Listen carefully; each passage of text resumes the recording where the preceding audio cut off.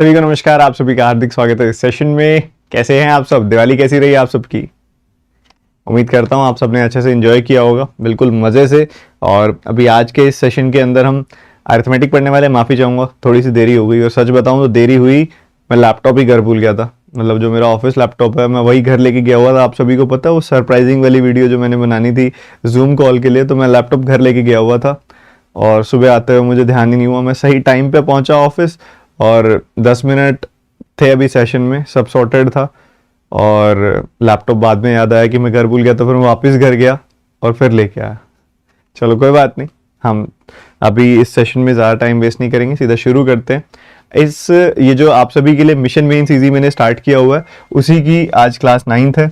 इससे पहले वाली सारी क्लासेस उम्मीद करता हूँ आपने देख ली होंगी। मैंने उसको एक प्लेलिस्ट में भी डलवा दिया है। आप अगर इस चैनल के प्लेलिस्ट सेक्शन में जाएंगे तो आपको मिशन मेंस इजी के नाम से प्लेलिस्ट मिल जाएगी। ठीक है, प्लेलिस्ट मिल जाने वाली है मिशन मेंस इजी। इस मिशन में क्या है? कुछ नहीं है, आपकी कुछ ज़रूरतों को पूरा करने की एक कोशिश है। जो आपका मेंस पेपर है ना, ये बहुत ज़्यादा टफ माना जाता है स्टूडेंट्स के हिसाब से। ठीक है, तो इस मुहिम के तहत आप सभी को ये तैयारी कराई जा रही है कि आपको पेपर बहुत ज़्यादा इजी लगे। मिशन मेंस इजी इसी मुहिम का नाम है। ठीक है, और आराम से सीखेंगे, क्वेश्चन दर क्वेश्चन चीज़ों को बहुत बारीकी से समझेंगे कि यार कैसे किया जाना चाहिए था, एग्जामिनेशन में करना भी चाहिए था कि नहीं करना चाहिए था, मेंस में इस क्वेश्चन को उठाना चाहिए था कि नहीं उठाना चाहिए था, क्या चीज़ देख लेनी चाहिए थी, स्मार्ट कितना होना चाहिए था पेपर में, हमें ये सब चीज़ें सीखेंगे। ठीक है, आज के इस सेशन में। सो शुरू करते हैं, आरंभ करते हैं पहले सवाल के साथ। पहला सवाल, हिंदी मीडियम वाले बच्चे स्क्रीनशॉट ले लो फटाफट से। हिंदी मीडियम वाले बच्चे स्क्रीनशॉट ले लो, जल्दी ले लो फटाफट।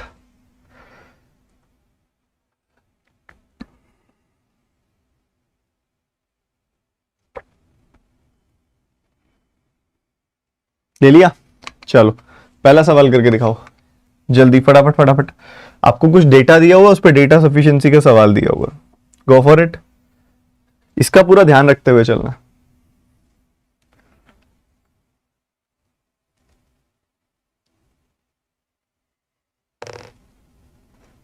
आज शाम को प्लस के कोर्सेज की भी अनाउंसमेंट करूंगा बच्चों में, कौन कौन से आ रहे हैं। अभी पहले एक क्वेश्चन करो।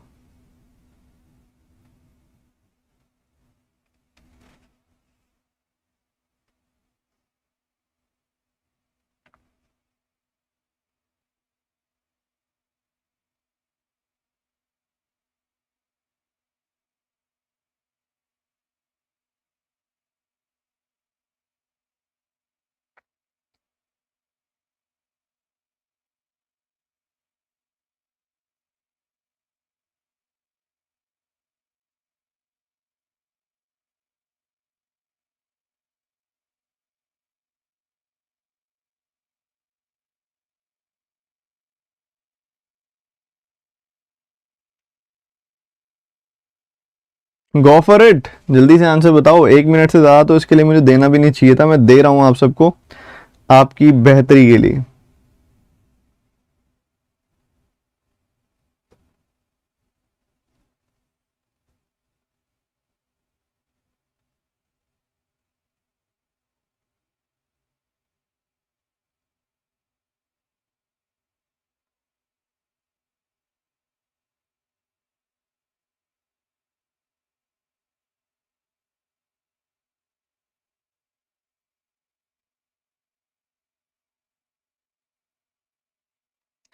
क्वेश्चन में ना एक छोटा सा यहाँ पे वर्ड यूज किया हुआ है रिडंडेंट का।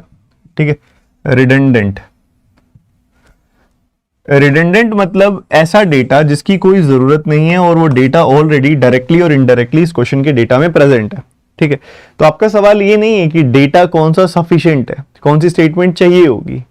डेटा पूछा जा रहा है कि कौन सी स्टेटमेंट इन तीनों में से रिडंडेंट है, जिसके यूज के बिना भी क्वेश्चंस को सॉल्व किया जा सकता। ठीक है, नाउ आप एक सीधी सी बात समझो, क्वेश्चन में आपको क्या दिया गया, फोकस देखना, बहुत इजीली ना आप क्वेश्चन को ब्रेक कर सकते हो कुछ ही सेकंड्स में। एक बार देखना, आपको एक्स और वाई की रेशियो दे दी, इन्वेस्टमेंट की रेशियो दे दी। ठीक है, आप वेरिएबल लेके चल सकते हो भाई, 15x 18x ले लोगे वेरिएबल, कोई दिक्कत वाली बात नहीं है। 15x और 18x 16x आपने वेरिएबल ले लिया, आपने वेरिएबल लेके शुरू किया, 8 महीने बीत गए, एक्स ने अपनी इन्वेस्टमेंट को 60% से बढ़ा दिया, 15x का 60% 9x होगा, बढ़ा दिया, ठीक है बढ़िया। जेड ज्वाइन हो गया, 12,000 रुपए लेके आया था वो। उसके बाद 8 और महीने बीत गए, वाई ने अपनी इन्वेस्टमेंट को 37.5% से बढ़ा दिया, 16 को 37.5%, 38 से बढ़ा दोगे बड़े आराम से बढ़ जाएगा 6 से, ठीक है। फिर एक्स छोड़ के चला गया बिजनेस को। टोटल प्रॉफिट जो अर्न हुआ 2 सालों में वो 94,000 हुआ। एंड देन इन्वेस्टमेंट जो जेड की थी ना, Z invested is total investment in profit, जो टोटल उसने कमाया वो सब मिला के उसने अपने एक बिजनेस में इन्वेस्ट कर दिया कंपाउंड इंटरेस्ट पे, जहां पे A% का रेट था और 2 सालों के लिए कर दिया, ठीक है।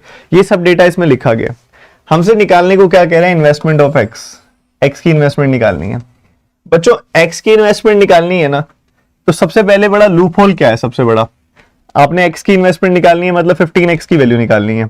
आपके पास, आप क्वेश्चन को देखते ही समझ पा रहे होगे कि यहां पे जो रेशियो बनेगी वो वेरिएबल प्लस एग्जैक्ट नंबर वाली बनेगी। Variable is to exact number, variable is to variable is to exact number, क्योंकि यहाँ पे वेरिएबल एक्स है, यहाँ पे वेरिएबल एक्स है, आगे जेड के साथ एग्जैक्ट नंबर है। ये दिमाग में एकदम फोटो खिंच गई है, बढ़िया वाली खिंच गई है। अब टोटल प्रॉफिट तो पता है मुझे, किसी पर्सन का प्रॉफिट बताओ कि उस पर्सन को इतना शेयर मिला प्रॉफिट में से, तब तो मैं देखो एक्स वेरिएबल की वैल्यू निकाल सकता हूं और आंसर निकाल सकता हूं, बट इसने नहीं बताया। चलो इधर आ जाओ फिर। कह रहा है profit received by Z is 600 more than the profit received by X which is 1000 more less than the profit received by Y. अब एक्स वाई जेड के बीच में रिलेशन बता दिया प्रॉफिट का।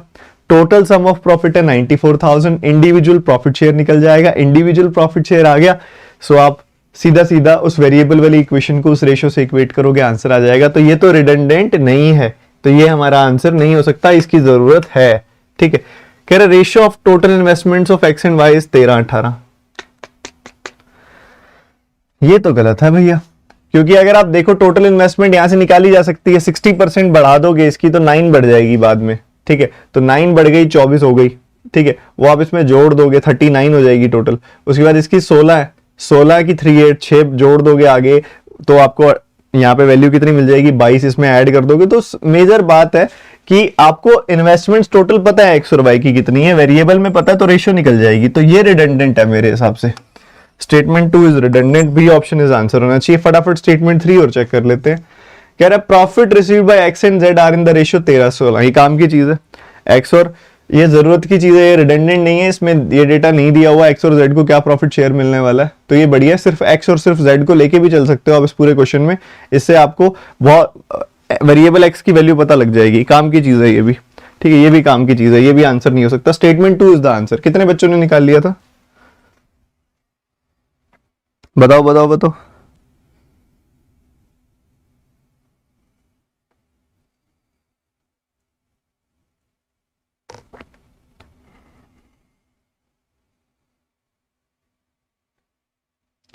कितने बच्चों ने ब्रेक कर दिया था। अब ये सवाल के अंदर ना स्मार्टनेस चाहिए, अगर आप लिख लिख के सॉल्व कर रहे हो ना तो फिर गलत है। डेटा सफिशिएंसी इस तरीके से सॉल्व नहीं की जाती कि आप क्वेश्चन का आंसर निकालने बैठ जाओ, ठीक है। तो स्टेटमेंट कौन सी रिडंडेंट है ये क्वेश्चन आपसे पूछा जा रहा है, तो आपने सिंपली डेटा को थोरोली रीड करना है, दिमाग में उसकी पिक्चर क्रिएट करनी है। इसकी पिक्चर क्रिएट करो दिमाग में कि क्या दिया हुआ क्या निकल सकता है, ठीक है। उस पिक्चर के हिसाब से इनको पुट करके देखो कि किस स्टेटमेंट से क्या मिलेगा हमें, और पुट करते ही दिमाग में अंदाजा हो जाएगा कि स्टेटमेंट 2 से कुछ नहीं मिलेगा, वो तो ऑलरेडी हमें डेटा दिया हुआ है, ठीक है। चलो आगे, इसी का दूसरा सवाल, सेम डेटा पे बेस्ड एक और सेम टाइप का क्वेश्चन। इस बार आपने बताना नेसेसरी कौन सी है। पिछली बार रिडंडेंट बताया था ना, इस बार नेसेसरी बता दो फटाफट से, फटाफट से बताना भैया, इस बार देर नहीं लगानी। हिंदी मीडियम वाले बच्चों रुको रुको रुको, हिंदी मीडियम वाले बच्चों स्क्रीनशॉट ले लो, हिंदी मीडियम वाले बच्चे स्क्रीनशॉट ले लो फटाफट।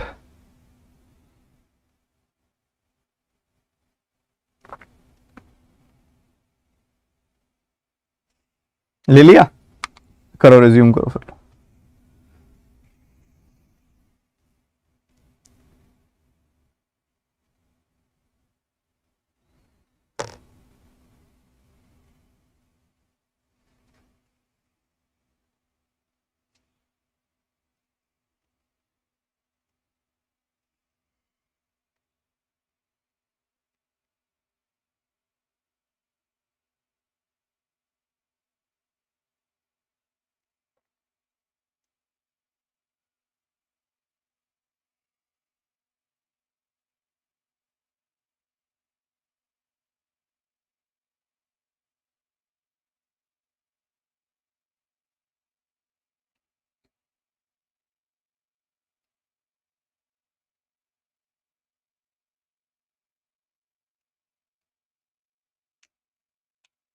Time is up.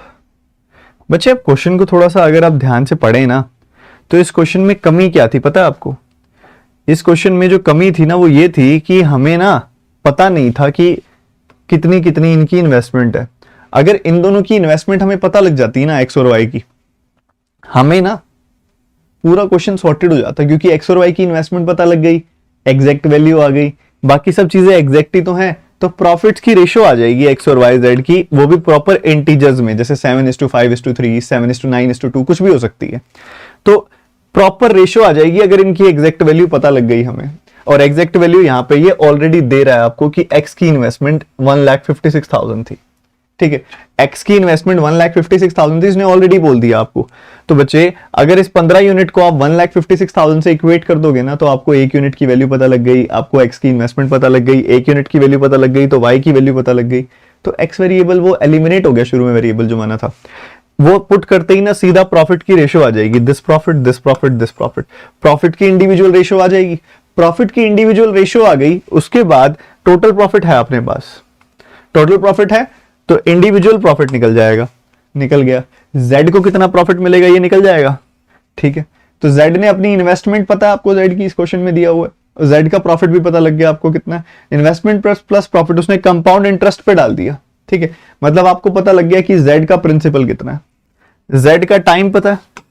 कोई चीज नहीं पता तो क्या पता है?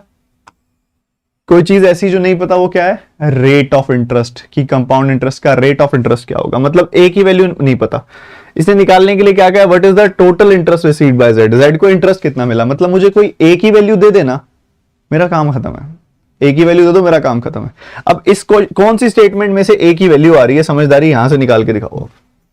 देखो, compound interest on profit received by Z after 3 years at A% for 2 years is 18,000।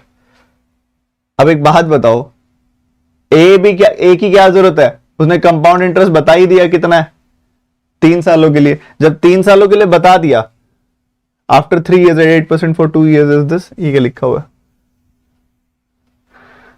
Compound interest on profit received by Z after 3 years।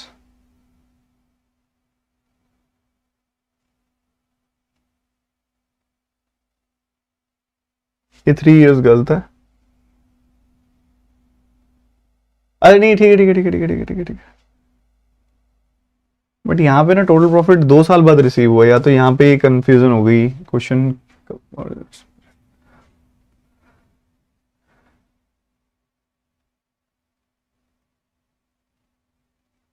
ये ठीक है, ये हटा दो, ये 2 साल गलत है, ये 2 साल गलत है, ठीक है ठीक है, 2 साल गलत है, ये हटा दो। इसमें क्या कह रहा है कि 3 साल बाद A% के हिसाब से जो उसको प्रॉफिट मिला ना वो 18,000 का मिला। ठीक है, अब आपको उसका प्रिंसिपल पता है, प्रिंसिपल पता है ना, प्रिंसिपल पता है, जो पैसा डालेगा वो, आपको पता है कि कितना इंटरेस्ट आया है, आपको पता है टाइम कितना है, 3 साल है, तो रेट निकल जाएगा, सब कुछ तो पता है, सिर्फ एक रेट नहीं पता, तो रेट निकल जाएगा, तो ओनली वन से पॉसिबल है। फिर कहते हैं simple interest received on total amount by Z for 3 years at A% rate of interest is this. लो, और क्या चाहिए, सिंपल इंटरेस्ट भी पता लग रहा है 3 सालों में उसको कितना मिलेगा। ठीक है, अगेन कुछ चीज अननोन है तो वो क्या है, सिर्फ और सिर्फ रेट, रेट निकल जाएगा, इससे भी पॉसिबल है। कह रहे value of x can be determined by the equation, आपको यहां से एक इक्वेशन दे दी, ये क्वाड्रेटिक बन जाएगी, देखो आप स्क्वायरिंग बोथ साइड कर दो, you will get a is equal to A-20 का होल स्क्वायर। ठीक है, a is equal to a square plus 400 minus 40a। लो, एक क्वाड्रेटिक इक्वेशन बन गई, इधर से a की वैल्यू निकल जाएगी, तो इधर से भी पॉसिबल है।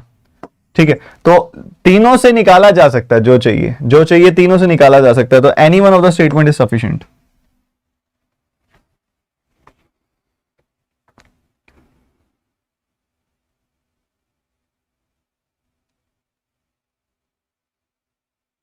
ठीक है बच्चों, बताओ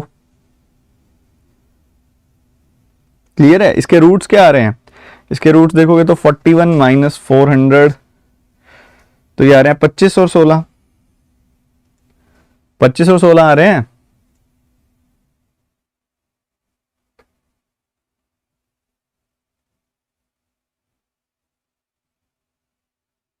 पच्चीस और 16 आ रहे हैं, बट इसको सेटिस्फाई नहीं करेगा 16, क्योंकि किसी चीज की रूट वैल्यू ना नेगेटिव नहीं होती। कई बच्चे कह रहे हैं यहाँ फंस जाएंगे, कहेंगे सर 2 वैल्यूज आ रही हैं, यूनिक वैल्यू नहीं आ रही, बट ऐसा नहीं है। देखो अगर आप 25 पुट करते हो ना यहाँ पे तो इस इक्वेशन को सेटिस्फाई कर रहा है, बट 16 पुट करते हो ना तो नहीं करता, क्योंकि किसी की रूट वैल्यू कभी नेगेटिव नहीं आती। 16 माइनस 20 करोगे ना तो आपकी वैल्यू यहाँ पे नेगेटिव आ रही है। यहाँ पे 16 माइनस 20 रूट वैल्यू कभी नेगेटिव नहीं आती, तो 16 नहीं हो सकता, 25 हो सकता। ठीक है, तो ये यूनिक वैल्यू यही है, कोई ऐसी टेंशन वाली बात नहीं है। तो any of the statement will take you to the answer. ठीक है, तो any one of the statement sufficient, D option is the answer. ठीक है, इसी डेटा नहीं, अब अलग डेटा आ गया, अलग डेटा आ गया, और अब अलग ही ढंग से एक अलग ही टाइप का क्वेश्चन आपसे पूछा जा रहा है। इधर कुछ डेटा आपको दिया हुआ है, उस पर बेस्ड एक क्वेश्चन है ए, उस पे साथ 3 अलग स्टेटमेंट्स दी हुई हैं, फिर आपसे पूछ रहा है वो रिडंडेंट कौन सी है इसमें से। बहुत प्यारा टाइप है, ये गलती नहीं करनी इस टाइप के अंदर। बहुत बच्चे गलती करते हो, गलती नहीं करनी बच्चे, फोकस पूरा बिल्कुल बढ़िया तरीके से और आंसर बता दो इस सवाल का। और जिस जिस बच्चे ने इस सेशन को लाइक नहीं किया ना, कर दो। दिवाली मना ली ना अच्छे से, फिर भी ध्यान नहीं है। इतना ज्यादा फ्रेश होने के लिए थोड़ी ना बोला था, तुम तो इतना फ्रेश हो गए हो कि पढ़ाई में मन ही नहीं है तुम्हारा, आंसर ही नहीं आ रहा आज तुम्हारे। नालायको, पढ़ लो पढ़ लो पढ़ लो फटाफट, कोई बात नहीं, हो गई फ्रेशनेस, हो गई अच्छे से, अब पढ़ाई पे ध्यान दो। चलो करो इसका आंसर बताओ।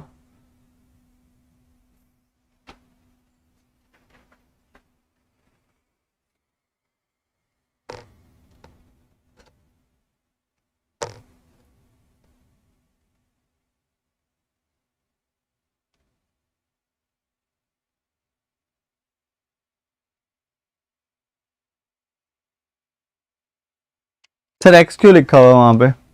Value of x can be determined by, value of x तो कुछ है ही नहीं, वैल्यू ऑफ ए लिखना चाहिए था इसको, वैल्यू ऑफ ए। ठीक है, वैल्यू ऑफ ए, वो वैसे कई बार मिस हो जाता है, इतना लोड मत लिया करो, तुम पढ़ लो। ये करके दिखाओ सर, सम को सॉल्व कर दीजिए पूरा। बच्चे मैं तो कर दूं, बट वही बात है, मैं कोई ऐसा काम क्यों करूं जिससे गलत तरीका आपके सामने आए। इसको नहीं करना होता सॉल्व करके भाई, नहीं करना होता। मैंने स्टार्टिंग की जो मिशन मेन से स्टार्ट किया था, स्टार्टिंग की क्लासेस में पूरा सॉल्व करके दिखाया था, क्योंकि आप उसमें सीख रहे थे।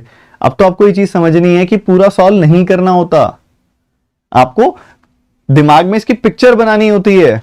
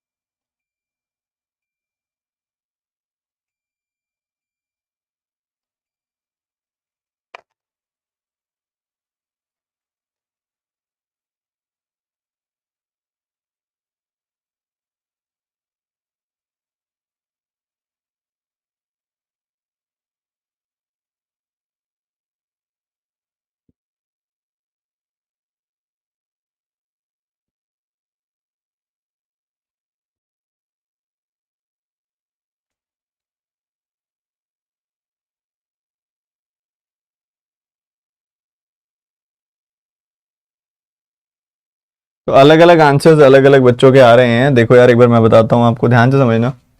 कह रहे महिमा ने कुछ पैसा, महिमा इन्वेस्टेड अमाउंट ए, मतलब ये प्रिंसिपल है आपका।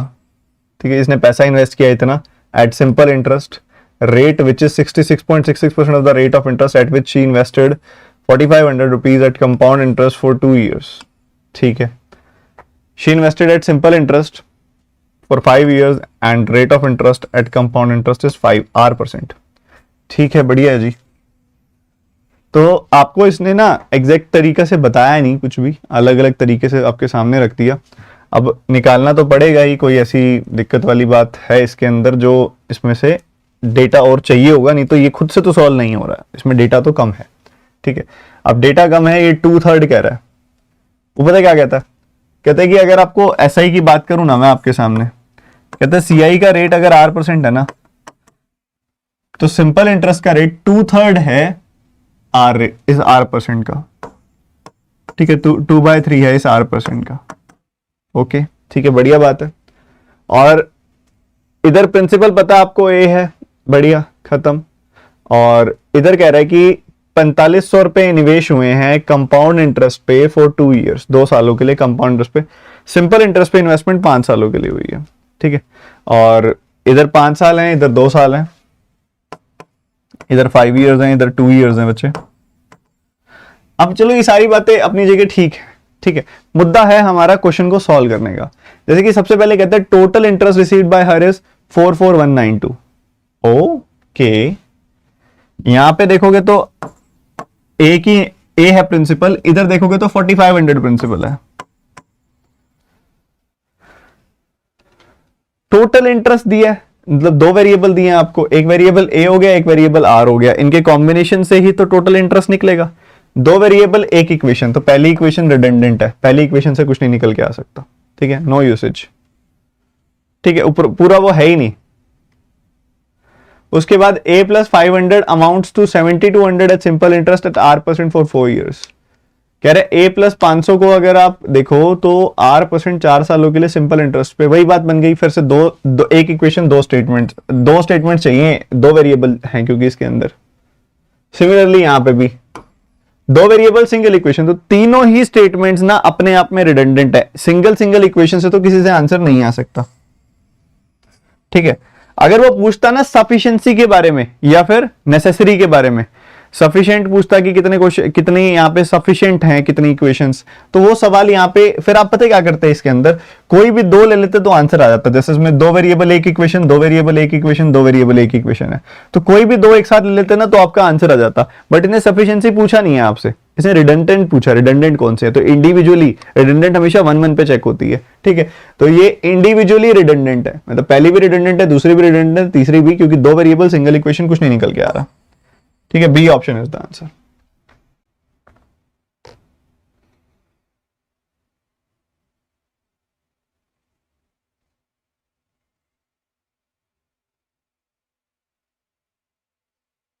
ठीक है, बताओ बताओ बताओ, मजा आ रहा है?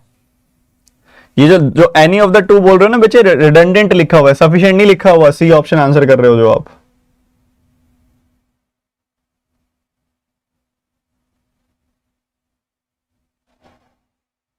इस क्वेश्चन का आंसर बताओ फटाफट से,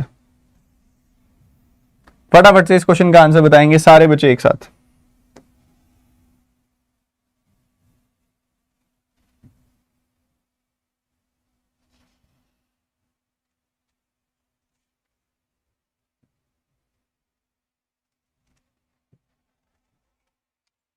रुकिएगा जरा, मैं आता हूं, फटाफट से इसको सॉल्व करो, मैं अभी आता हूं।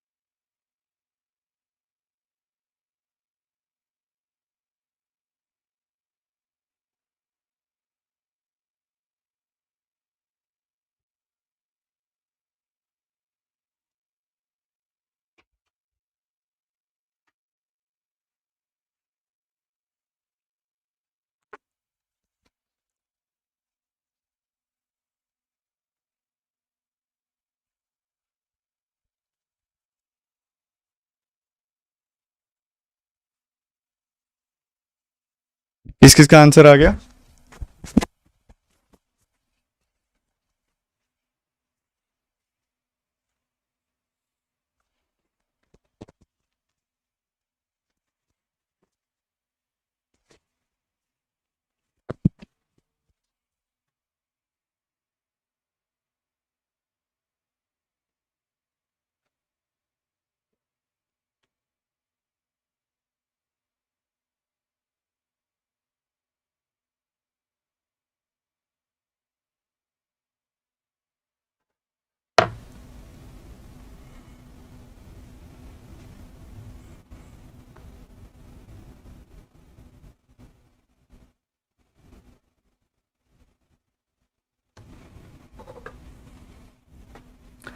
देखो भैया, इसको समझो ध्यान से कैसे करना है क्वेश्चन को। मिसिंग नंबर सीरीज के ऊपर सवाल है ये, आप ध्यान से बस देखते जाओ, मेरी बात समझते जाओ। यहाँ पे आप कुछ निकाल नहीं सकते, यहाँ कुछ निकाल नहीं सकते। इधर दिख रहा है आपको 81 बढ़ रहा है, इधर दिख रहा है आपको घट रही है वैल्यू, कितनी घट रही है भैया? 27 घट रही है। इधर देख रहे हो वैल्यू बढ़ रही है, कितनी बढ़ रही है? 9 बढ़ रही है। ठीक है, बढ़िया। तो 9 का 3 गुना 27, 27 का 3 गुना 81, 81 का 3 गुना 243, 243 का 3 गुना कितना हो जाएगा? यहाँ पे 729। यहाँ जुड़ रही है घट रही है? जुड़ रही है, यहाँ घटेगी और यहाँ जुड़ेगी।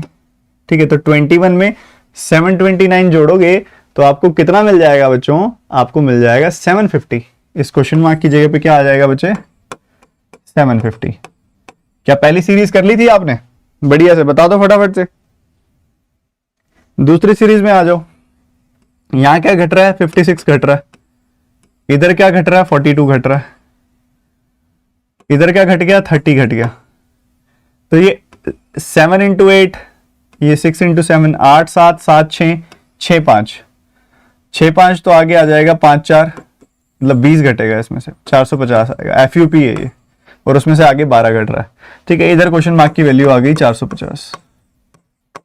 ठीक है, अब आपसे क्वेश्चन क्या पूछा जा रहा है ये देखते हैं। ठीक है, हटा दूं ये मिसिंग बहुत आसान थी, पहले में तो 3 3 के मल्टीपल थे, दूसरे में एफयूपी थी, बड़ी आसान सीरीज थी दोनों के दोनों। उसके बाद कहता है दोनों का एचसीएफ हाईएस्ट कॉमन फैक्टर जो है वो कितना है? 50 है क्या? अरे नहीं, 150 से भी तो कॉमन आ रहा है इसके अंदर, 150 होगा इसका हाईएस्ट कॉमन फैक्टर, ये तो नहीं है। Difference between the missing number series is less than 120। ना भाई, ऐसी बात भी नहीं है। डिफरेंस है 300 का, डिफरेंस है इसमें 300 का डिफरेंस है, तो लेस देन 120 थोड़ी ना होगा, ये भी नहीं है। Sum of the missing number series is completely divisible by 8। हाँ, 1200 होता है, 1200 कट जाता है 8 से। सम 1200 है जो कि कट जाएगा 8 से, ये ठीक है। उसके बाद ratio of the sum of digits of missing number of series 1 to series 2 is 4:3। Sum of digits कितना आएगा? 7 5 0 12, 4 5 0 यानी कि 9। रेशियो कितनी आ जाएगी? 4:3। पता है क्या किया मैंने? 7 + 5 + 0 12 आ गया, 4 + 5 + 0 9 आ गया, 4:3। उड़ाते जाना है, उड़ाते जाना है। थर्ड और फोर्थ ठीक है, सी एंड डी ठीक है। ठीक है, तो क्वेश्चन बड़ा आसान होता है ये वाला, इसको उड़ाते जाओ। ऐसे टाइप आपके पेपर में 2 से 3 आएंगे ही आएंगे, 2 से 3 आएंगे ही आएंगे आपके पेपर में टाइप। ऐसा एक और प्रैक्टिस कराऊं, इस बार एक रॉन्ग सीरीज पे देखो, इस बार एक रॉन्ग सीरीज पे देखो, सेम टाइप का सवाल, बहुत प्यारा टाइप है। करो करो करो करो।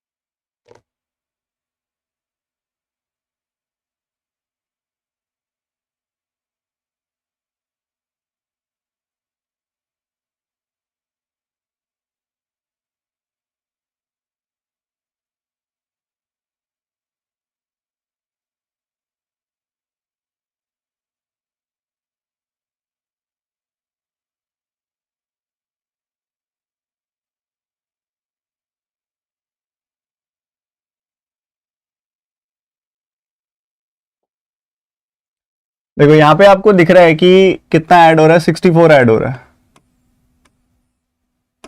ठीक है, ऐसा है, 64 ऐड हो रहा है, यहाँ 100 सब्ट्रैक्ट हो रहा है, यहाँ पे एडिशन अच्छा खासा हो गया, 134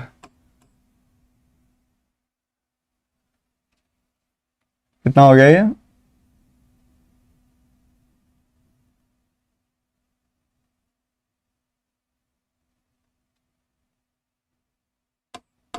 एक 138 का, 64 तक तो ठीक था यार,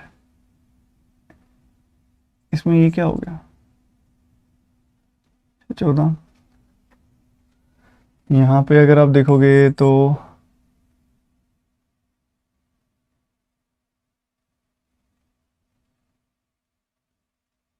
ये ठीक है 256, ये 144 नहीं आना चाहिए, यहाँ पे कुछ मिस्टेक है, मतलब यही है रॉन्ग टर्म, यही गड़बड़ है। ठीक है, तो 144 आना चाहिए क्योंकि इधर स्क्वायर इधर भी स्क्वायर ही है 256। तो पहले वाले की 234 आई है क्या रॉन्ग टर्म? चेक कर लो, 144 जोड़ के इसके अंदर चेक कर लो, 144 जोड़ोगे ना तो 240 आएगी वैल्यू यहाँ पे। ठीक है, 240 आएगी अगर 144 जोड़ दिया ना तो 240 आएगी वैल्यू। उसके अंदर से घटाना कितना पड़ रहा है?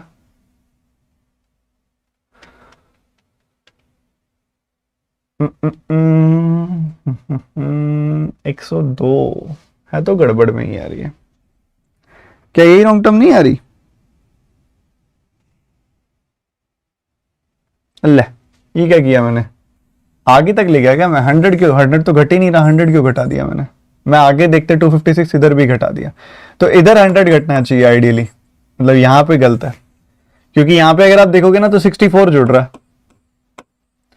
इधर अगर आप देखोगे तो कितनी वैल्यू घट रही है, देखो 90 तक जाना है तो 100 घट रही है, 96 तक जा रहे हो तो आपकी वैल्यू कितनी घट जाएगी यहाँ पे? 94। ओके, उसके बाद भी ऐसी गड़बड़ है, तो यहाँ ठीक है। आगे 234 से 38 तक जाओगे तो 234 से 38 तक कितना 196 का एडिशन हो रहा है, यहाँ पे 196 का सब्ट्रैक्शन हो रहा है, और यहाँ एडिशन कितना हो रहा है? 256 का एडिशन हो रहा है। तो परफेक्ट स्क्वायर्स ही चल रहे हैं सारे के सारे। मैं ऐसे करता हूँ, नेक्स्ट पेज पे आपको ये करके दिखा देता हूँ। ठीक है, इधर देखो थोड़ा बड़ा बड़ा, क्योंकि मैं छोटा छोटा लिखा हुआ ना तो हो नहीं रहा सही से, आपसे समझ नहीं आएगा, बहुत बारीक बारीक हो गया ज्यादा ही। 126, 190, 96, 234, 38, 294। यहां पे आप देख रहे हो 64 का एडिशन हो रहा है, यहां आप देख रहे हो कि भाई 90 और 6 94, 94 घटाना पड़ेगा, जोड़ना पड़ेगा, यहाँ पे घटाना पड़ेगा 94, इधर जोड़ना क्या पड़ेगा, इधर ऐड करना पड़ेगा 134 + 4 138। इधर क्या चल रहा है, 234 से 38 तक जाने के लिए 196 यहाँ पे घटाना पड़ेगा, और इधर 256 जोड़ना पड़ेगा। अब परफेक्ट स्क्वायर्स चल रहे हैं बच्चे, परफेक्ट स्क्वायर्स चल रहे हैं। ये परफेक्ट स्क्वायर है 8 का स्क्वायर, ये है 14 का स्क्वायर, ये है 16 का स्क्वायर। तो 14 16, 8 के बाद 10 आएगा, फिर 12 आएगा, फिर 14 और फिर 16। तो यहाँ 100 होनी चाहिए वैल्यू, यहाँ 144 होनी चाहिए वैल्यू। इसमें से 100 घटाओगे यहाँ 90 आएगी, 90 आएगी तो ऑटोमेटिकली 144 हो जाएगी वैल्यू। तो ये 96 बन रही है यहाँ पे रॉन्ग टर्म। ठीक है, रॉन्ग टर्म क्या बन रही है? 96 बन रही है। सही है, बढ़िया है। सिमिलरली यहाँ पे देखोगे अगले वाली में 106 है, 120, 184, देन 327, 582, आगे 905। सुनना मेरी बात ध्यान से, फोकस के साथ। ठीक है, इनमें तो मजा आता होगा आप लोगों को, ये वाले तो टाइप में मजे मजे आते होंगे बहुत सारे बच्चों को। यहाँ पे आप अगर आप देखोगे तो आपका एडिशन कितने का हो रहा है? 14 का, 14 का एडिशन हो रहा है। आगे देखोगे तो कितने का? 64 का एडिशन हो रहा है, 64 का। हाँ जी, ठीक है। अब इधर देखोगे तो 27 और 16, 27 और 16, हाँ जी बिल्कुल ठीक है। तो ये कितना आ गया?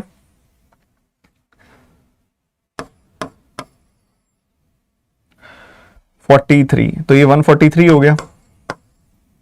ठीक है, 143। उसके बाद यहां पे अगर आप देखोगे 3 2 5 95 100, यहां पे कितनी आ रही है वैल्यू?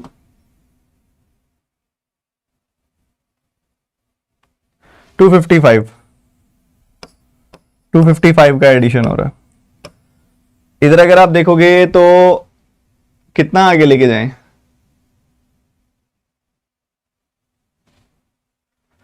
अगर आप देखो 600 से 905 तक जाते हैं ना अगर आप, तो 305 जाना पड़ता, अब 305 से 18 और आगे जाना है। ठीक है, 323 जाना है। ठीक है, 323 का एडिशन है। क्या इतनी बात क्लियर है सभी बच्चों को? जल्दी से बता दो, फटाफट से, फटाफट से बता दो सारे के सारे बच्चे एक साथ।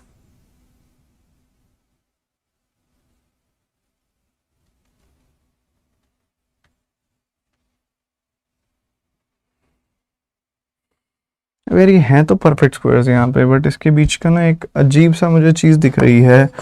ये 16 का स्क्वायर -1 है, ये 18 का स्क्वायर -1 है, ये 12 का स्क्वायर -1 है, इनके बीच में डिफरेंस 4 का है, आगे डिफरेंस 2 का है, यहाँ डिफरेंस 2 का आ गया, यहाँ डिफरेंस 4 का आ गया, तो उसके बाद डिफरेंस फिर 2 का आएगा क्या? नहीं, बनता तो नहीं है। कर सकते हो तो एक चीज कर सकते हो, यहाँ पे 15 कर सकते हो और यहाँ पे 63 कर सकते हो, तो ये 8 का स्क्वायर -1 बनेगा और ये 4 का स्क्वायर -1 बनेगा। बट 4 का स्क्वायर 4, 8, 12, 16 के बाद तो 20 आना चाहिए ना, ये 18 गलत है। कितने दो रॉन्ग टर्म दे दिखा इन्होंने, ये तो रॉन्ग टर्म है ही, वो भी रॉन्ग टर्म है। ठीक है, तो इसके अंदर ना शायद कुछ मे बी टाइपो एरर हुआ, लास्ट के डिजिट छोड़ दो, इसके अंदर टाइपो एरर हुआ इसके अंदर कोई। ये 120 ले लो आप, ठीक है, 120 इसकी रॉन्ग टर्म है, तो 96 इसकी रॉन्ग टर्म है, 120 इसकी रॉन्ग टर्म है। ठीक है, ये ले लो, ये लास्ट वाला डिजिट एक बार छोड़ दो। अब उस हिसाब से देखो, कह रहा है difference between the wrong numbers is less than 30। दोनों रॉन्ग नंबर्स के बीच का डिफरेंस है 24, जो कि लेस देन 30 है, बिल्कुल ठीक है। Sum of the wrong numbers is divisible by a prime number greater than 8। Sum कितना है पहले तो ये बताओ, इन दोनों का सम कितना है? 216, 216। ठीक है, ये सम है इसका 216। ठीक है, अब हाँ, तो ये 216 किसी भी प्राइम नंबर से नहीं कटेगा। इसमें दिख रहा है कि भाई ये तो 6 की पावर 3 होता है, तो किसी भी प्राइम नंबर से नहीं कटेगा, तो 8 से बड़े प्राइम नंबर की तो बात ही हो रहा है। ये है ही एक ही प्राइम नंबर से कटता है, बस ये वो 2 है और 3 है, 2 प्राइम नंबर से कटता है, 2 और 3 से। 8 से बड़े तो किसी प्राइम नंबर से नहीं कटेगा ये। ठीक है, तो ये गलत है। Sum of the digits of wrong number of series 1 is lesser than the sum of digits of wrong number of series 2। तो इनका सम ऑफ डिजिट क्या आएगा? 9 + 6 15। इसका सम ऑफ डिजिट आएगा 1 + 2 3। तो ये तो बड़ा है ना, वो कहता है सीरीज 1 का छोटा है, तो ये भी गलत हो गई बात। क्या squares of the difference between the wrong number series is divisible bye 24। तो डिफरेंस ही 24 का है, तो डिफरेंस का स्क्वायर तो डिविजिबल ही होगा 24 से। तो first and fourth, A and D is the answer, A and D. क्या कहते हो? क्या कहते हो? क्या कहते हो? क्या कहते हो? डिफरेंस का स्क्वायर तो डिविजिबल ही होगा।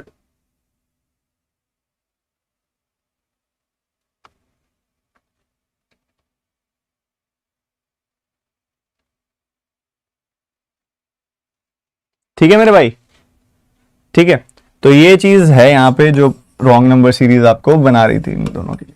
ठीक है, अब एक बढ़िया सा आप मेरे को फिलअप का क्वेश्चन करके दिखाओगे क्या? फिलअप का क्वेश्चन करके दिखाओगे क्या, एक बेहतरीन वाला, मतलब बिल्कुल बढ़िया, दिमाग चेक कर लेगा वो, कैसी तैयारी चल रही है आपकी चेक कर लेगा, टॉपिक कितना स्ट्रांग है आपका, ये क्वेश्चन चेक कर लेगा।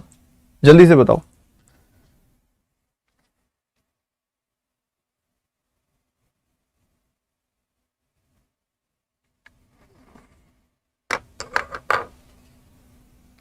Good good good good good, very good, जल्दी जल्दी जल्दी जल्दी जल्दी जल्दी फटाफट। अरे कर दो यार, कमाल करते हो यार। तो दिवाली पे पटाखे किसने बजाए थे इस बार?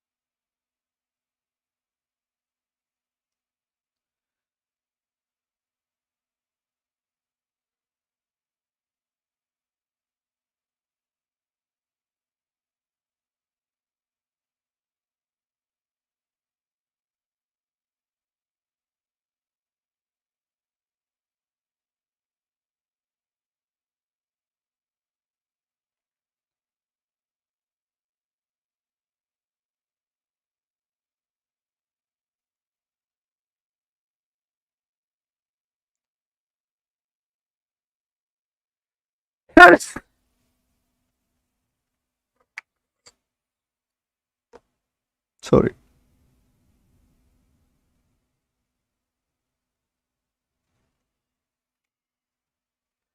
बच्चों सबसे पहली बात तो क्या है, ऊपर वाले से स्पीड्स निकाल लो, नीचे वाले से वेरीफाई कर लो। इस क्वेश्चन को ऐसे ही करना है, ठीक है, कोई वेरिएबल वगैरह लेने की जरूरत नहीं है। भाई इतने किलोमीटर डाउनस्ट्रीम गए 7.5 घंटों में, तो 150 किलोमीटर अगर आप डाउनस्ट्रीम जाओगे, सुनना मेरी बात ध्यान से, 150 किलोमीटर 7.5 आवर्स में कवर हो रहा है, तो स्पीड कितनी हो गई 20 किलोमीटर पर आवर। अगर 120 किलोमीटर 10 घंटों में कवर हो रहा है तो स्पीड क्या होगी 12 किलोमीटर पर आवर। ठीक है, तो 80 की स्पीड, 80 का डिस्टेंस अगर 20 की स्पीड से जाओगे तो 4 घंटे हो गए। 96 का डिस्टेंस अगर 12 की स्पीड से जाओगे तो 8 घंटे हो गए। सम 12 घंटे आ रहा है, बिल्कुल आ रहा है। लो जी, बस पहले वाला तो है ठीक, पहले वाला तो पक्का ठीक है। ठीक है, पहले वाला तो पक्का ठीक है। तो भाई आपका आंसर जो है वो सी एंड डी नहीं हो सकता, बी एंड सी नहीं हो सकता, हो सकता है तो इन दोनों में से कोई एक हो सकता। ठीक है, ए या ए बी डी में से। ठीक है, तो बढ़िया है, चेक कर लो, बी चेक कर लो फटाफट। 100 का डिस्टेंस 7.5 आवर्स में, 100 का डिस्टेंस 7.5 आवर्स यानी कि 15/2 आवर्स में। 5 से काटा 3 बार काटा, 5 से काटा 20 बार काटा, तो 40/3 की स्पीड आ गई। इधर 160 का डिस्टेंस 10 घंटों में, तो 16 की स्पीड आ गई। बढ़िया, तो 80 को आपने डिवाइड किया 40/3 से, यू विल गेट 6। 96 को आपने डिवाइड किया 16 की स्पीड से, यू विल गेट 6। 6 + 6 हो गया 12, तो बी भी है। तो ये एबीडी ही आंसर होगा।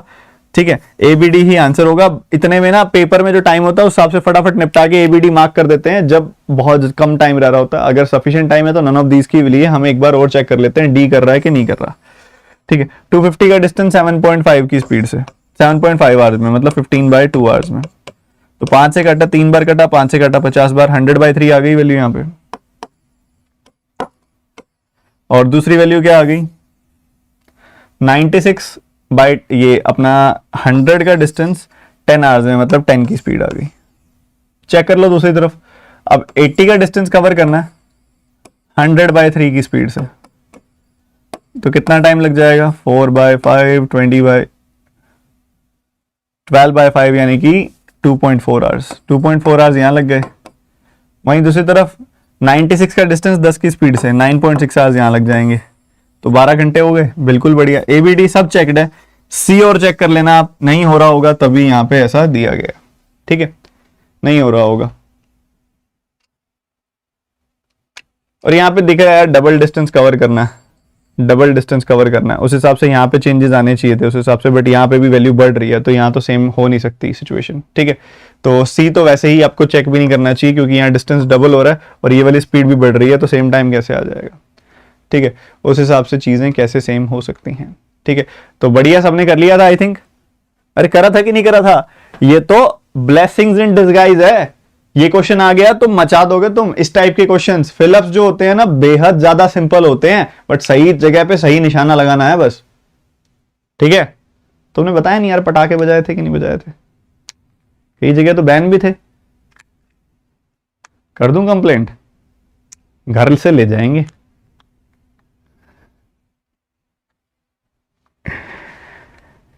मजाक कर रहा हूं यार, चलो जो भी तुमने इंजॉयमेंट कर ली ना, मेरा पर्पज वो नहीं है कि तुमने क्या किया था, मेरा पर्पज ये है कि तुम माइंड फ्रेश करके आए हो कि नहीं आए हो, आज बढ़िया पढ़ाई कर रहे हो कि नहीं कर रहे हो। मेरा पर्पज ये है। इस क्वेश्चन को करके दिखाओ।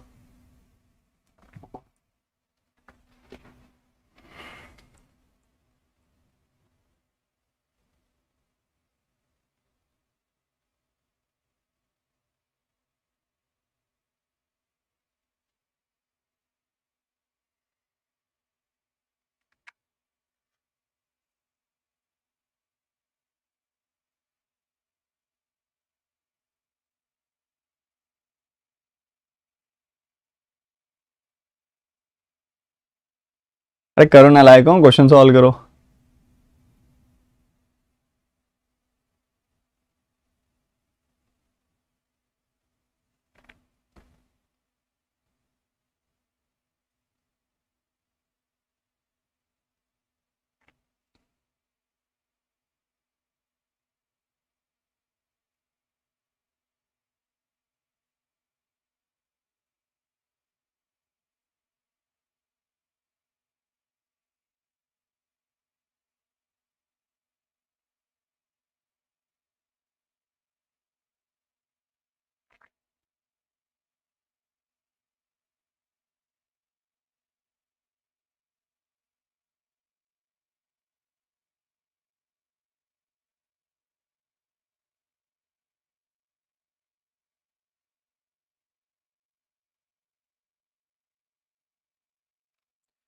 समय समाप्त।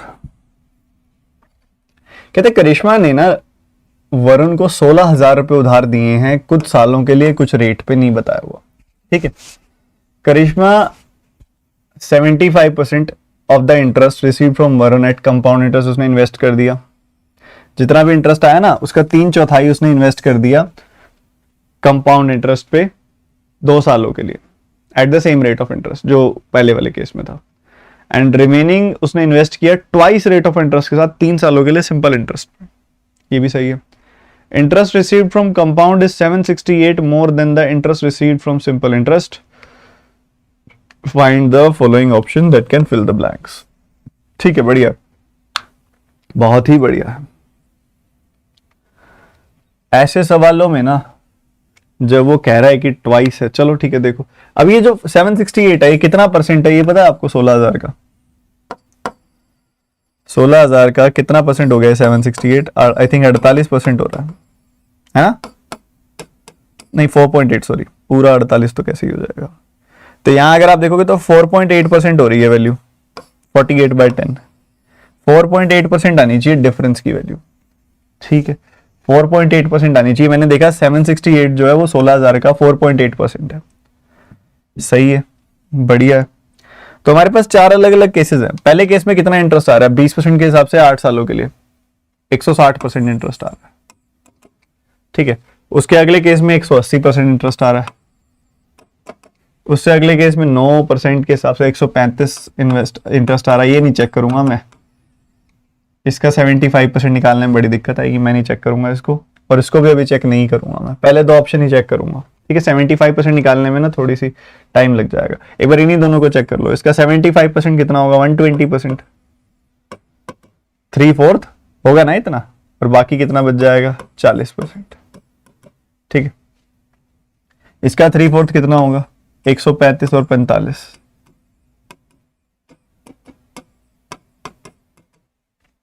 ठीक है, बढ़िया है जी। अब 2 सालों के लिए कंपाउंड पे आप इन्वेस्ट कर रहे हो, 2 सालों के लिए कंपाउंड पे आप इन्वेस्ट कर रहे हो इसको, पहले वाले केस में at the same rate of 20% के हिसाब से आप देखोगे 2 सालों में 44% इंटरेस्ट आ जाता है। इसका 40% होगा 48, और इसका 4% कितना होगा? यही 4.8। तो ये कितना आ जाएगा भैया आपके पास? सीधा सीधा 52.8% इंटरेस्ट आ जाएगा। इसको वो क्या कर रहा है? डबल एसआई पे 3 सालों के लिए इन्वेस्ट कर रहा है। ठीक है, तो 20% रेट था यहाँ पे, तो 40% पे इन्वेस्ट कर रहा है वो भी 3 सालों के लिए, तो 120% इंटरेस्ट आ जाएगा। ठीक है, इसका 120% कितना होगा भैया?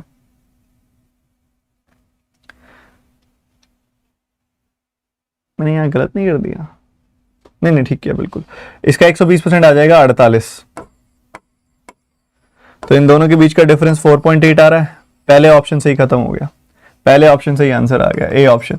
ऐसे सवालों में ना सिंगल ही सेटिस्फाई करता है, मोर देन वन नहीं करता। मोर देन वन ऐसे सवालों में करता है, जो ये किया था ना आपने, इसमें मोर देन वन कर रहा होता है, क्योंकि ऑप्शंस का खेल ही इस तरीके से दिया गया है। बट इसके अंदर सिंगल ऑप्शन ही कर रहा होता है, और ये पहला ही कर गया। हमारी किस्मत इतनी तेज थी, पर जरूरी नहीं है पेपर में भी इतनी तेज होगी, तो थोड़ा स्मार्टली आप ऑप्शन को पिक करना।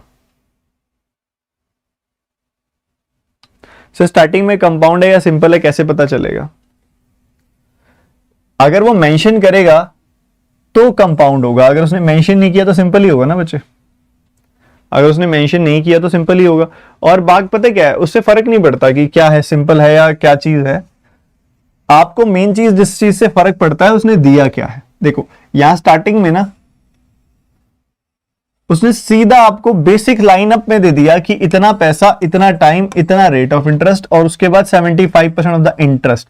व्हेनेवर वो मेंशन नहीं कर रहा ना इंटरेस्ट, तो आपने सिंपल ही लेके चलना है वहां पे। अगर वो कंपाउंड का कोई वर्ड यूज कर लेगा, अगर आपसे कंपाउंड यूज कराना होगा उसने, तो ठीक है। अब आपने बताना है इस डेटा के हिसाब से कौन कौन सी जो स्टेटमेंट्स हैं वो ट्रू हैं, बताओ।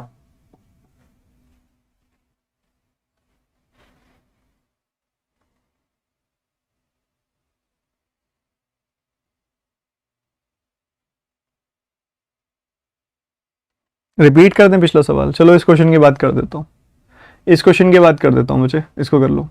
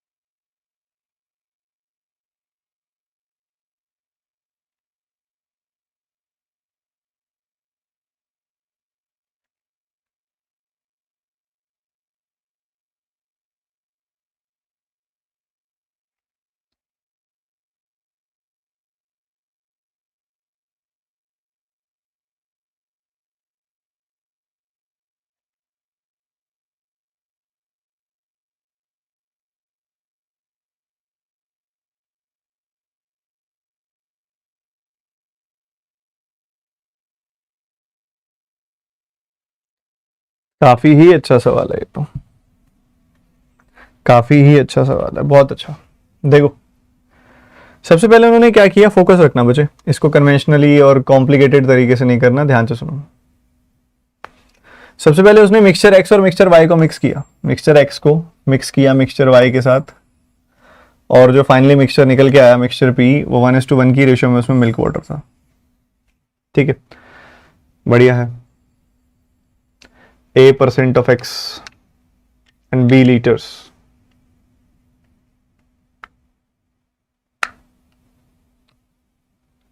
फिर A liters of Y लिया उसने, 40% of solution Z लिया, mix to form mixture so that the milk is 44%।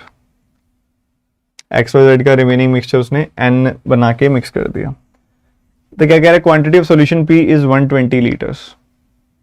अच्छा एक पहले बताओ किस किस का आंसर आ गया, मैं लाइव कमेंट सेक्शन में आपका चेक करना चाहता हूं, किस किस बच्चे का आंसर आ गया, एक बार बताना जरा।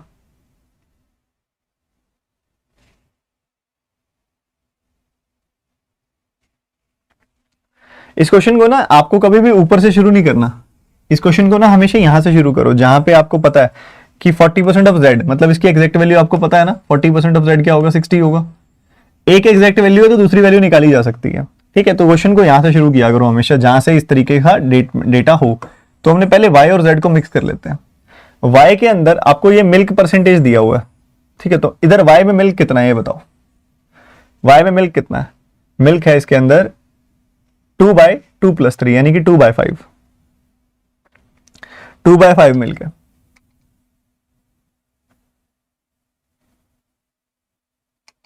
इसमें 2/5 मिल्क है। आप देखोगे ऐसे ही आगे बढ़ के Z में कितना मिल्क है, 7/7 + 8 यानी कि 7/15 मिल्क है। इनको मिक्स कर दिया तो फाइनली मिल्क कितना आ गया, 44%। 44% मतलब 4 से काटोगे 11/25 मिल्क है। ठीक है, बढ़िया। तो 5 से काटा 1 आया, 5 से काटा 3 आया, 5 से काटा 5 आया। एलिगेशन लगानी है, डिनोमिनेटर में क्या बच रहा है, 135। 135 का एलसीएम 15 होता है, 15 से मल्टीप्लाई कर दो। सो यहां आपको मिल जाएगा ये 5 का 3 बार कटेगा, 3 का 5 बार कटेगा। इधर से वैल्यू आ जाएगी 30, इधर से वैल्यू आ जाएगी 35 और इधर से वैल्यू आ जाएगी 33। तो यहां दिख रहा है, यहाँ पे 2 आएगी वैल्यू, यहाँ पे 3 आएगी। 2:3 की रेशियो मिक्स कर दिया इसको। किस रेशियो मिक्स कर दिया, 2:3 की रेशियो में। बढ़िया, बट हमें पता है ऑलरेडी कि सेकंड वाला मिक्सचर कितना लिया है, 40% ऑफ सॉल्यूशन Z। 150 का 40% होगा 60, तो 3 यूनिट की वैल्यू है 60। 1 यूनिट की वैल्यू हो गई 20, 2 यूनिट की वैल्यू होगी 2 × 20 यानी कि 40। सुनना मेरी बात ध्यान से, A litres of Y means A की वैल्यू आ गई 40। A की वैल्यू 40 आ गई ना, अब उससे पीछे आ जाओ आप, जब वो कह रहा है A% ऑफ सॉल्यूशन X, मतलब 40% ऑफ सॉल्यूशन X यानी कि 80 लीटर। ठीक है, मतलब वो इसकी बात कर रहा है। तो बढ़िया है, अब आपको फिर से एक वैल्यू पता लग गई तो दूसरी वैल्यू आप निकाल सकते हो। ठीक है, एक वैल्यू पता लग गई, दूसरी वैल्यू आप निकाल सकते हो।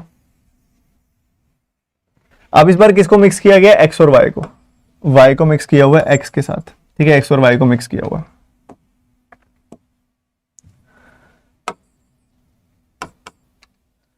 मिल्क मिक्स कर दो भैया। X में कितना है, X और Y, यहाँ इसको आसान तरीके से कर सकते हैं, इसको बहुत ज्यादा आसान तरीके से कर सकते हैं क्योंकि परसेंटेज बन रहा है प्रॉपर। ठीक है, तो इसमें मिल्क कितना है, 11/11 + 9 यानी कि 11/20। 11/20 यानी कि 55% मिल्क है। Y में कितना है, 2/2 + 3 यानी कि 2/5 यानी कि 40% मिल्क है। और जब इनको मिक्स कर दिया तो कितना मिल्क है, 1/1 + 2, 1/1 + 1 यानी कि 1/2 यानी कि 50% मिल्क है। तो इसमें से इसको घटाया यू विल गेट 5%, इसमें इसको घटाया यू विल गेट 10%, और रेशियो क्या आ गई, 2:1। 2:1 की रेशियो आ गई, जिसमें से हम जानते हैं कि पहले वाली चीज क्या है, A% ऑफ सॉल्यूशन X यानी कि 40% ऑफ सॉल्यूशन X यानी कि 80 लीटर है पहले वाली वैल्यू। तो 2 यूनिट की वैल्यू 80 लीटर, 1 यूनिट की वैल्यू 40 लीटर। ठीक है, ये आ जाएगी। ठीक है, बढ़िया है जी। कह रहे रिमेनिंग मिक्स करके हमने N बना दिया। सबसे पहला सवाल आ रहा है, quantity of solution P is 120 litres. 120 litres है क्या सॉल्यूशन P की क्वांटिटी, तो पता है 80 + 40 लीटर यानी कि यह है 120 लीटर, तो पहला बिल्कुल ट्रू है। Difference between the quantity of m and n is 130 litre. m और n की जो क्वांटिटी है उसका डिफरेंस जो है वो 130 लीटर है। देखो m और n, m और n, m तो आपने पहले बनाया था ये वाला, m तो ये आ गया था, m कितना आया था आपका टोटल 40 प्लस 60, 100 लीटर था ये तो टोटल। और n क्या है, remaining quantity of X Y Z है, ठीक है। तो सबसे पहले क्या किया, a% of solution x and b litre of this are mixed to form mixture b such that the ratio में a litres of mixture y and 40% of z, ठीक है। तो बच्चों क्या था, 200 था, 100 था और 150 था।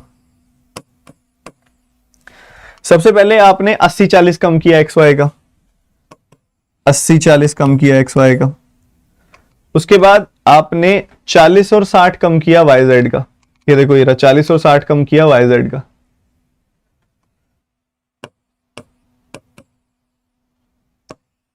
सो यहां पे बच गया 120, इधर बच गया सिर्फ 20 और इधर बच गया 90, ठीक है, बढ़िया। तो ये 230 आ रही है वैल्यू, कितनी आ रही है वैल्यू 230।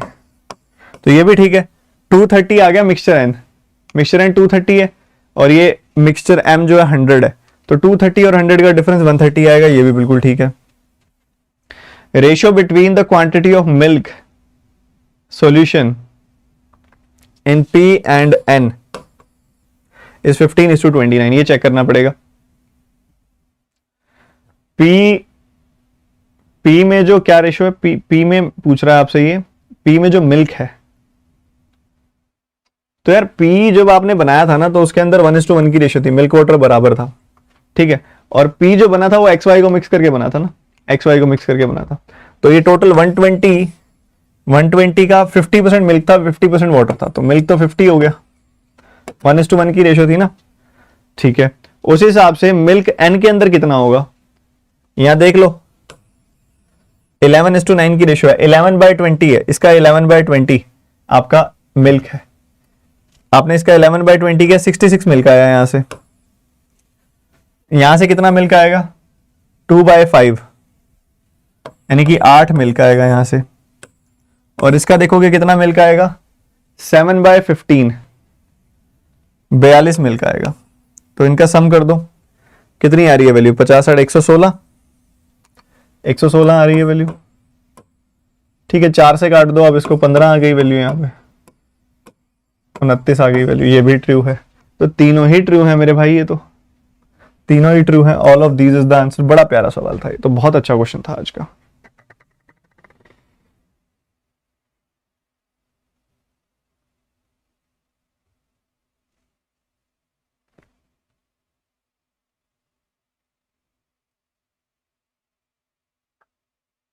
बहुत ही सुंदर यार, चलो बढ़िया।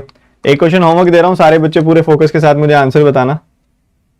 क्वांटिटी बेस्ड क्वेश्चन है, इसका आंसर आपने मेरे को बताना है, क्या लिंकेज है क्वांटिटी 1 2 और 3 के बीच में, ABCD में से क्या आंसर है। हिंदी मीडियम वाले बच्चे ये आपका क्वेश्चन है, स्क्रीनशॉट ले लो, जल्दी ले लो, जल्दी ले लो, जल्दी ले लो, फटाफट फटाफट फटाफट। और ये इंग्लिश मीडियम वाले बच्चे आप भी स्क्रीनशॉट ही ले लो, क्योंकि आंसर बताना है आपने मेरे को, क्या Q1 Q2 Q3 के बीच में रिलेशन है, ठीक है। जरूर सब बच्चे मेरे को इसका आंसर टाइम से बताइएगा। समझ रहे हो कि नहीं समझ रहे हो मैं क्या कहना चाह रहा हूं।